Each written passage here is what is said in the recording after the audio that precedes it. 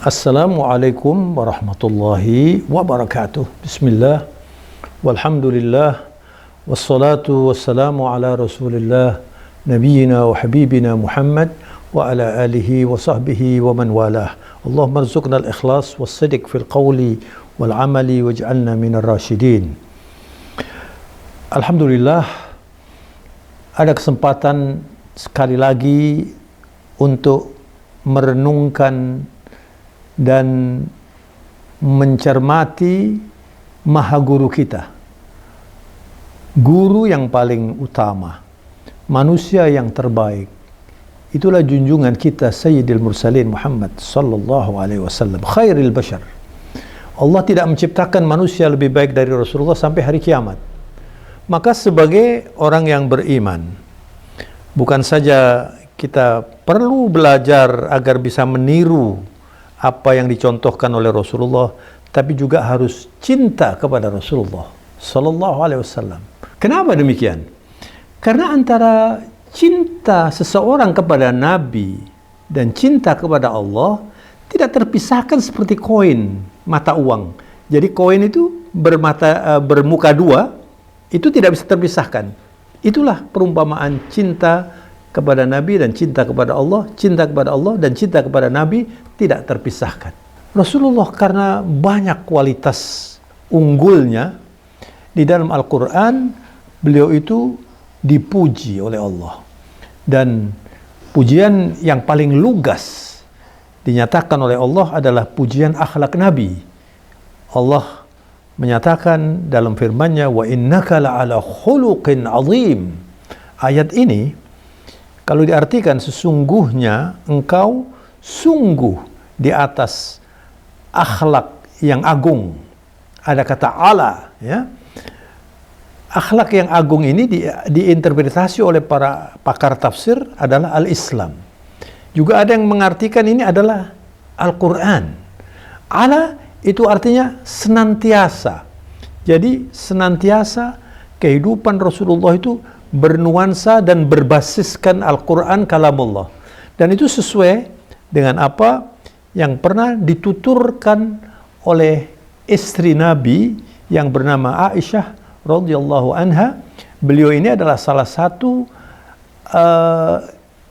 orang yang banyak mengisahkan, meriwayatkan hadits-hadits Rasulullah sallallahu alaihi wasallam. Aisyah radhiyallahu anha. Ketika ada orang bertanya tentang bagaimana pola hidup Nabi, artinya bagaimana akhlak Nabi dalam kehidupannya, Aisyah menjawab yang sampai hari ini masih fresh seperti baru ditulis hari ini. Kana khuluquhu Al-Quran. Allahu Akbar. Rasulullah itu akhlaknya adalah Al-Quranul Karim. Sehingga para ulama mengatakan, ka'annahu Qur'anun yamshi bainan nas. Rasulullah itu seperti Al-Quran yang berjalan di tengah masyarakat. Jadi kalau orang melihat Rasulullah itu seperti melihat terjemahan Al-Quran. Luar biasa. Maka kita sebagai orang Islam tentu belajar tentang Rasulullah itu tidak bisa lepas dari Al-Quran. Semakin banyak kita mengkaji Al-Quran, semakin banyak kita mengenal Rasulullah. Karena 1000 lebih kisah yang ada dalam Al-Quran tentang Rasulullah itu dipaparkan oleh Allah Subhanahu wa Ta'ala. Dan di dalam surat Al-Ahzab, saya mau membaca satu ayat saja. Surat Al-Ahzab ayatnya nomor 21. Allah Subhanahu wa Ta'ala menyatakan, a'udzubillahi minasyaitonirrajim, laqad kana lakum fi rasulillahi uswatun hasanah. Allahu akbar. Liman kana yarjullaha wal yawmal akhir wa dzakarallaha katsira. Kalau diterjemahkan kurang lebih, pada pribadi besar manusia terbaik ini, Sayyidil Mursalin Muhammad sallallahu alaihi wasallam. Wal ismu alal musamma. Namanya itu selaras dengan orangnya, ya. Muhammad itu artinya manusia terpuji, manusia yang selalu dipuji oleh Allah dan dipuji oleh malaikat, dipuji oleh orang-orang Islam yang berkualitas imannya, selalu memuji Rasulullah dengan bersalawat dan selalu berusaha untuk meniru. Laqad kana lakum fi Rasulillahi uswatun hasanah. Kata uswah itu artinya qudwah. keteladanan, percontohan. Jadi Nabi tidak mengajarkan dengan kalimat, tapi menyatakan, dicontohkan. Semua yang diajarkan dicontohkan. Inilah keberhasilan Rasulullah menjadi pemimpin yang tidak tertandingi. Dan kenapa banyak pemimpin yang tidak berhasil? Karena tidak memberi percontohan. Kalau kita hanya misalnya, kamu jangan korupsi, tapi yang mengajarkan ini dia koruptor, nggak mungkin berhasil. Nah, Rasulullah SAW itu mengajarkan dengan bimbingan, dengan percontohan. Lalu Allah menyatakan, liman kana yarjullaha wal yawmal akhir. Subhanallah. Untuk siapa ini percontohan ini? Kalau orang ingin meniru Rasulullah, akan bisa dan mudah insya Allah kalau dia senantiasa hidupnya mendambakan Allah seperti yang dicontohkan oleh Rasulullah. Rasulullah dalam hidup itu selalu geraknya diperhitungkan dengan zikir, dengan niat yang baik agar memproduksi pahala yang banyak.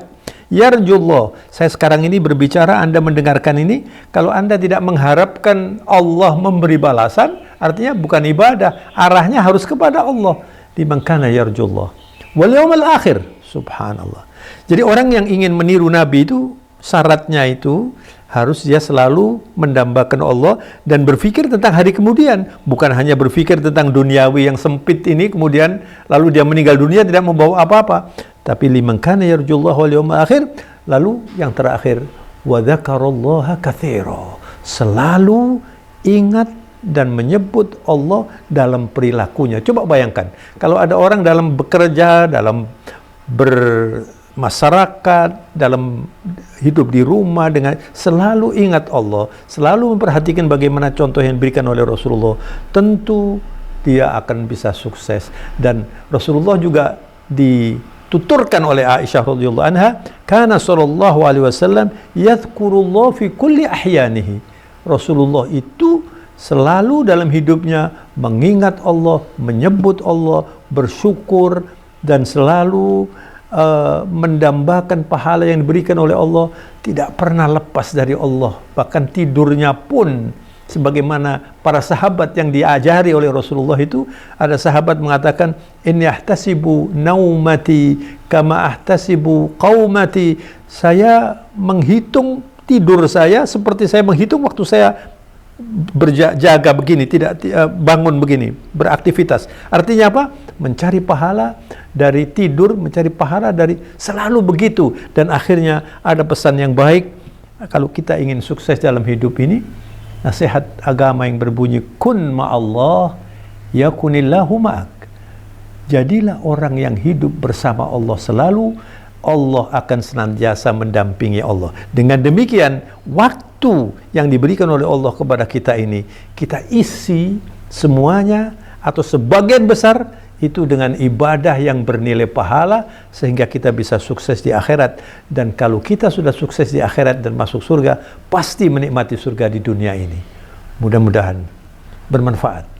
Semoga kita senantiasa dibimbing oleh Allah dengan hidayahnya dan selalu bisa meniru Rasulullah SAW sesuai dengan kehidupannya. Wabillahi taufiq wal hidayah. Wassalamualaikum warahmatullahi wabarakatuh.